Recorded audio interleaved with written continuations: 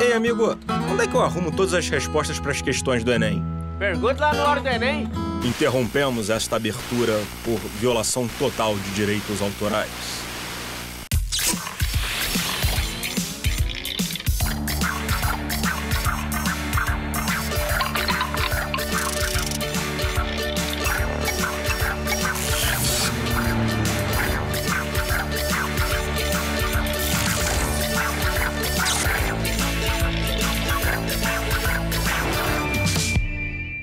Hora do Enem no ar! A gente sabe que a matemática fica muito mais fácil e divertida quando a gente consegue enxergá-la no nosso dia a dia. Agora, já pensou em estudar um livro pensado para a sua realidade e que está disponível de graça na internet? É o caso do Livro Aberto da Matemática. Quem explica é o coordenador do projeto, professor Fábio Simas, daqui a pouquinho, porque agora eu chamo ele, que já é de casa, professor Cristiano Marcel. Seja bem-vindo mais uma vez. Beleza? Como é que vai? Belezinha? Professor, tem aquele candidato que estuda e chega na hora da prova e se depara com aquele monte de enunciados e rola um bloqueio. Tem dois aspectos. O primeiro, ele dá um branco porque desconhece, né? Ele não deu atenção àquele conteúdo. Exemplo aí que temos numa prova passada em que tinha um assunto chamado equação da circunferência. Estava no conteúdo lá, programático, porém não caía. Então não vou olhar. Isso aqui está lá, mas não vai cair. Determinado ano, pá, caiu. E aí, claro que dá um branco. Por mais que ele tente equacionar aquilo, ele não vai conseguir, ele não viu aquela matéria. O segundo aspecto é o estresse. A matéria está lá, armazenada, num arquivo que ele tem que clicar na cabeça dele, mas ele não consegue, porque o estresse, uma noite mal dormida, né? Aquela ansiedade para chegar logo o momento da prova, né? Tem que relaxar, dormir bem, comer um chocolate. Isso é interessante. Equilibrar, né? Um pouco, vamos nos divertir um pouco, vamos distrair um pouco, estudar, senão o estresse toma conta e aí o branco vai aparecer. Hoje a gente vai ver uma questão de equação polinomial, que envolve aí números, letras... álgebra, né? O aluno, quando chega no 8º ano, ele começa a ver álgebra. E aí ele começa a ver produtos notáveis e tal, e as pessoas têm um trauma com isso. Eu não quero mais saber disso. É uma tradução, né, uma linguagem matemática, para você generalizar uma determinada coisa. O professor pega um retângulo de lados 4, 4, 6 e 6, mas ele não quer para aquele caso, ele quer um caso geral. Então ele chama de x, x, y, y. Mas isso demora a acontecer na cabeça de quem está aprendendo. Tem que ter um contato diário. Isso leva ao branco. Então, para não ter branco, professor Felipe Vargas é com você. Essa questão agora trata sobre expressões algébricas envolvendo um pouco de geometria e ainda uma função custo. Um terreno retangular de lados cujas medidas em metros são x e y será cercado para a construção de um parque de diversões. Um dos lados do terreno encontra-se às margens de um rio. Observe a figura. Cara, como nós temos aí o terreno retangular, né, bases opostas são iguais e congruentes. Então, x e x embaixo e as duas verticais são y. Muito bem. Para cercar todo o terreno, o proprietário gastará R$ 7.500. O material para cerca custa R$ 4,00 cada metro para os lados do terreno que são paralelos ao rio e R$ 2,00 por metro para os demais lados. Nessas condições, as dimensões do terreno e o custo total do material podem ser relacionados pela equação. Bom, meus amigos, nós temos aqui então um terreno retangular, onde retângulo tem como propriedades bases opostas, paralelas e de mesmo comprimento, porque ele é um paralelogramo. Só que o custo para cada um dos lados x foi dito no enunciado que custa R$ 4,00 cada metro. Os outros lados que não são paralelos ao rio pelo desenho são os lados y. Esses dois lados verticais, como é retângulo, são paralelos e congruentes, de mesma medida. Só que o custo de cada metro desses lados y custa R$ 2,00 cada metro e o dos lados x, R$ 4,00. Bom, como é que você poderia então montar uma expressão algébrica que vai relacionar todo o custo desse cercamento? Bom, nós podemos dizer então que o custo vai ser cada lado x vai ter R$4 por metro. Então, 4 vezes o x. Cada lado y vai ter R$2 por metro. Então, 2 vezes y. Outro lado de x, então mais 4x, e outro lado de y, então mais 2y. Podemos então agora fazer a soma de termos semelhantes, ou seja, 4x mais 4x, 8x, e 2y mais 2y, 4y. Sabemos também que o custo de toda a cerca desse terreno valeu R$ 7.500. Então, no lugar do custo, R$ 7.500, e a soma 8x mais 4y. Se tu observares nas alternativas, não apresenta nenhuma delas. Beleza, o que nós temos aí que fazer? Fatoração, conteúdo visto no 8º ano, e nesse caso de fatoração, é o fator comum em evidência. Qual é o termo que deve aparecer comum ao primeiro termo, como 8x, e também ao segundo termo, 4y? É o 4. Eu poderia dizer que o 8 é 4 vezes 2 e também apareceu 4. Então, colocando 4 em evidência, nós temos 4 que multiplica 2x mais y, igual a 7.500. Ok? Essa expressão, ou melhor, essa equação. Por que equação? Porque nós temos igualdade e temos incógnita. Essa equação encontra-se na alternativa letra A. Beleza, galera? Espero que tenha ajudado. Bons estudos. Até mais. Valeu, Felipe! Questão interessante, né? Porque não pede a incógnita, pede a equação. Ele não está interessado em resolver a equação, ele só quer que você... É uma das habilidades do Enem, né? Representar algebricamente, para você reconhecer e relacionar grandezas. Ele não está preocupado com a resolução, ele quer que você... A capacidade do candidato de armar a questão. E tinha alguma opção que poderia confundir o candidato? Quando você fala de fatoração, você pega uma expressão numérica e fatora, que a gente diz assim, vamos colocar aquele termo em evidência. Por exemplo, você com esse tênis seria um cara em evidência. O termo em evidência, ele ficaria assim, bem à amostra. Todos eles, os itens têm a expressão fatorada. Assim, o valor 2 ou o valor 4. Isso faz com que ele, no momento de conta, ao invés de colocar o 4 em evidência, ele colocou 2 em evidência. Nesse momento, o candidato tem que ter muita atenção, muitíssima atenção. Ele vai confundir uma letra A, B, C. Outra coisa é o sinal, né? Às vezes um sinal de mais na letra A, tá aquela expressão bonitinha com um sinal de menos no meio, e aquele afã de resolver para pular logo para uma outra questão, porque o tempo é sagrado, ele vai e marca aquela. Tem que tomar muito cuidado. Esses conteúdos são muito comuns no Enem? Essa questão de polinômios, né, que é uma expressão algébrica, ela é utilizada em outras partes. Vai fazer a prova de física e tem uma expressão algébrica, ela ali precisa saber aquilo. Às vezes, na resolução de uma questão de função quadrática, ele tem que fazer um produto notável. O quadrado do primeiro, 2 vezes o primeiro, vezes o segundo, mais o quadrado do segundo. Se ele não sabe aquele detalhe que ele aprende lá no fundamental, esse que ele viu no ensino médio, ele vai se perder.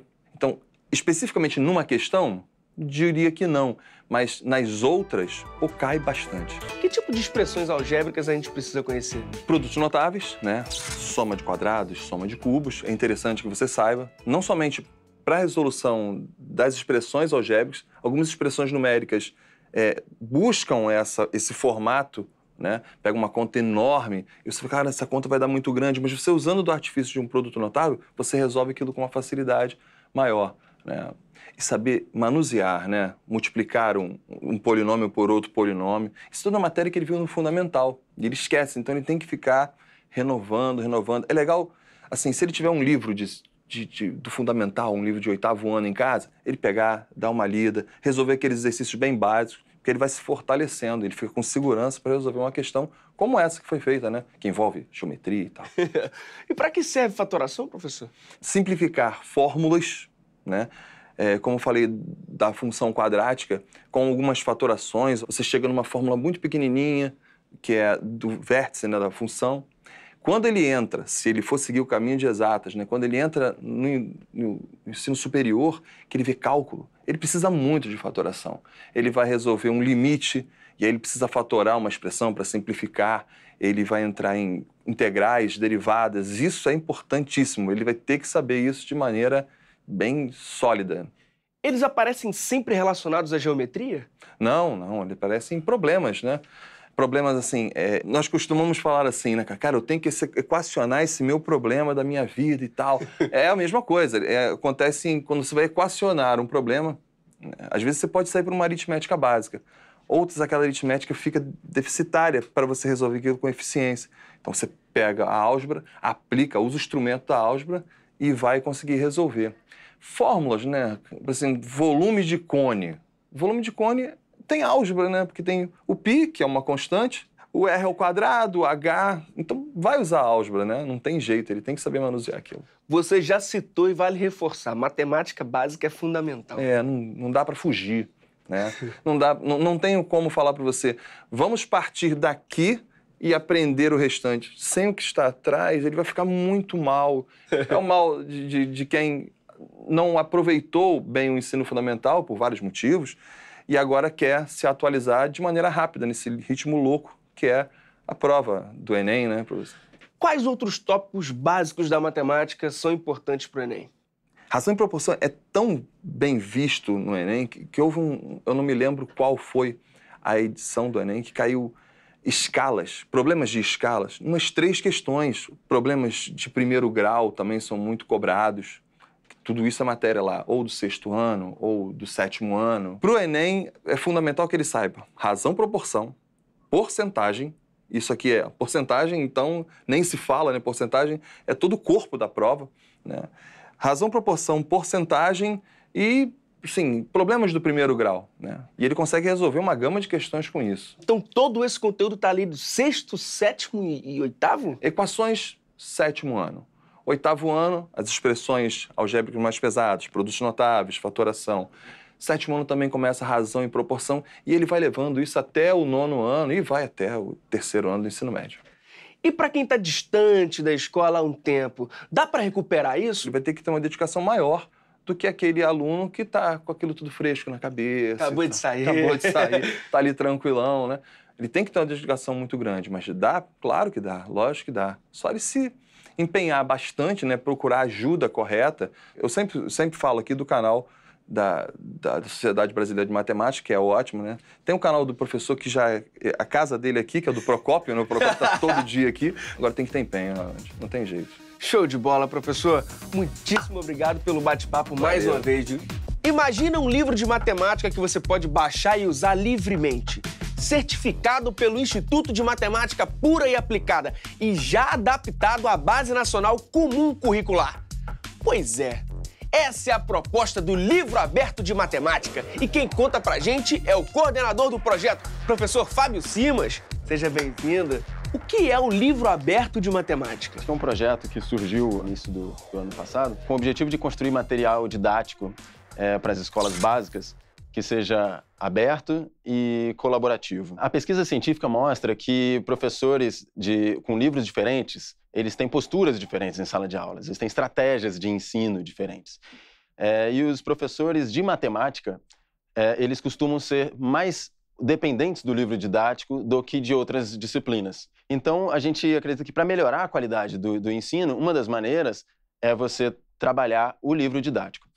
Agora, a gente acha que o professor, hoje, para ele modificar o livro didático que ele usa em sala de aula, é uma tarefa colossal. É quase impossível ele modificar, dado que você tem pouquíssimas editoras trabalhando que publicam livros e tem todo um aparato burocrático muito longo que demora para você lançar novas edições. Então, o que a gente pretende com isso? A gente queria fazer um livro que seja aberto, que o professor possa baixar na internet, possa também criar uma cópia desse material e editar esse material online. Na verdade, desse modo, ele vai criar uma cópia do material e vai submeter. A gente vai fazer uma revisão, se esse material estando ok, de acordo com os princípios, e se realmente a gente acreditar que aquilo é uma melhoria, ele vai ser agregado ao material original e ficar disponível para todo mundo. Se não, se a gente diverge por qualquer motivo, aquele material dele vai continuar lá, de modo que ele possa utilizar com os alunos dele, ele tem a versão dele do livro. Ele pode até baixar e vender esse livro, ele pode imprimir, entregar para uma editora e tentar vender esse livro, não tem problema nenhum nisso. Pois é, como funciona a construção do livro? Bem, a gente tem uma equipe grande que se reúne semanalmente. E a gente sempre pensa nos conteúdos da Base Nacional Comum Curricular, tomado como guia, né? A gente tem alguns princípios, né? Um dos princípios é que as decisões são feitas baseadas na pesquisa científica já publicada nas áreas de ensino e educação matemática. Outro princípio é que a gente quer que o livro seja construído em permanente contato com o professor comum da escola básica. Ele funciona mais ou menos como o Wikipedia? Pois é, funciona um pouco como a Wikipedia, assim. A gente está construindo também uma plataforma, é parte do produto que a gente vai entregar, em que o professor pode entrar lá e fazer, na verdade, nem só o professor, qualquer cidadão pode entrar e fazer as suas contribuições. Aí você vai falar, bem, mas e onde é que está a qualidade? Porque se qualquer um pode escrever, a coisa pode escrever uma pode descambar para qualquer coisa.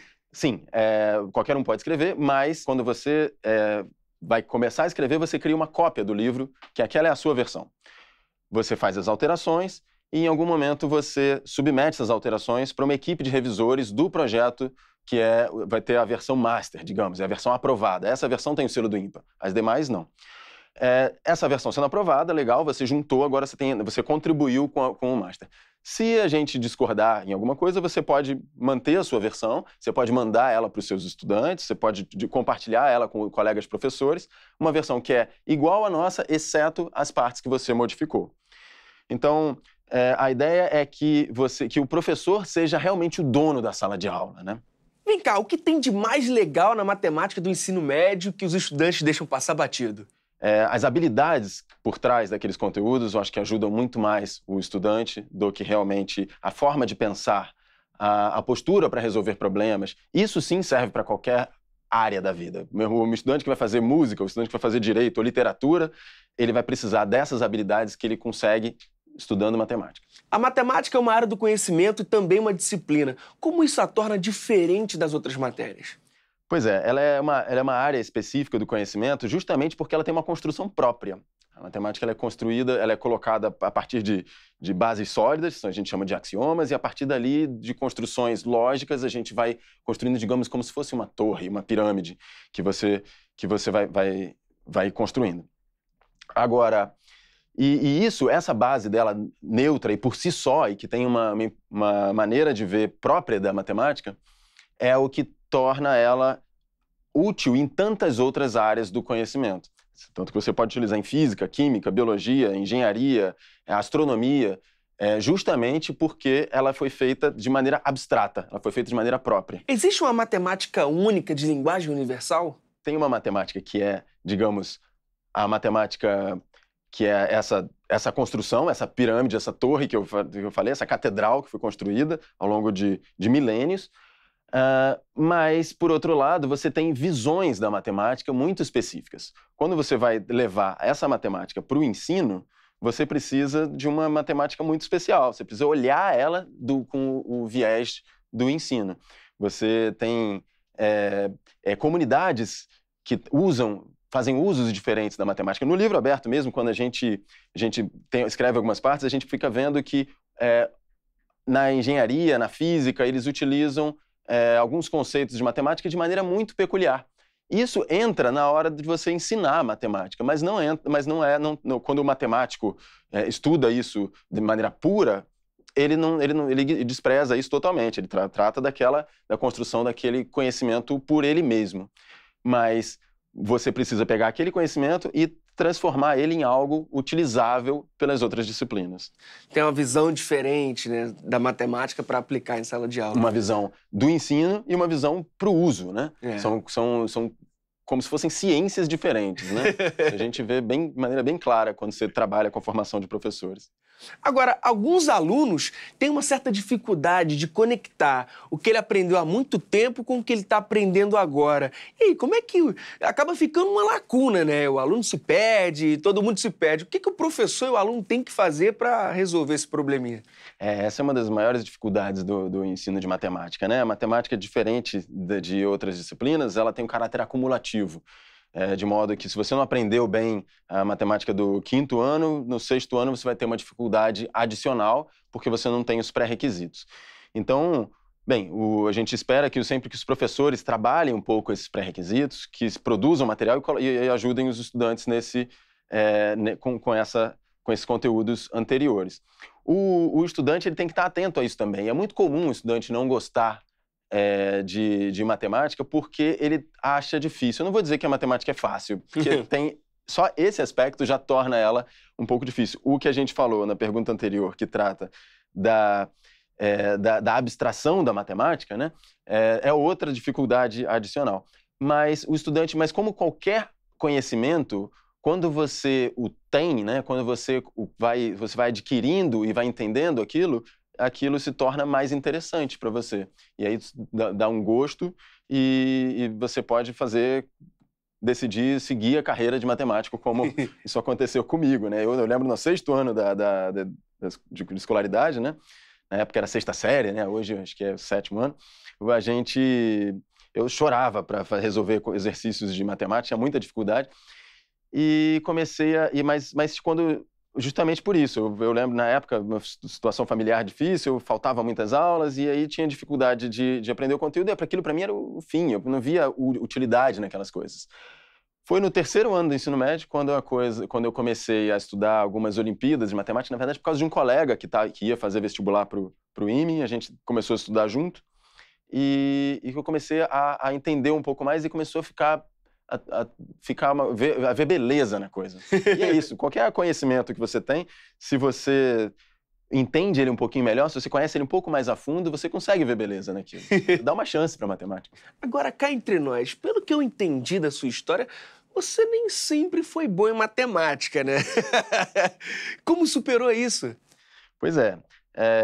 Eu comecei a estudar matemática de maneira diferente, eu comecei a me dedicar um pouco mais aos estudos, e aí quando eu comecei a entender melhor, no mesmo momento aquilo se tornou mais interessante. Então tem que desmistificar, olhar com olhos diferentes. Pois é, eu acho que isso não é só para matemática, qualquer disciplina, qualquer conhecimento, se você o absorve um pouco mais profundamente, você consegue ver beleza naquilo. Professor, muito obrigado pela sua presença e pela contribuição aqui no nosso programa. Valeu mesmo, viu? Legal, obrigado você. Estamos à disposição. É isso aí, galera. Assim como o livro, a nossa mente deve estar sempre aberta para novas ideias, conhecimentos e oportunidades. E fique esperto, o Enem tá chegando. No nosso site você confere muitas dicas para te ajudar nessa reta final. Até mais!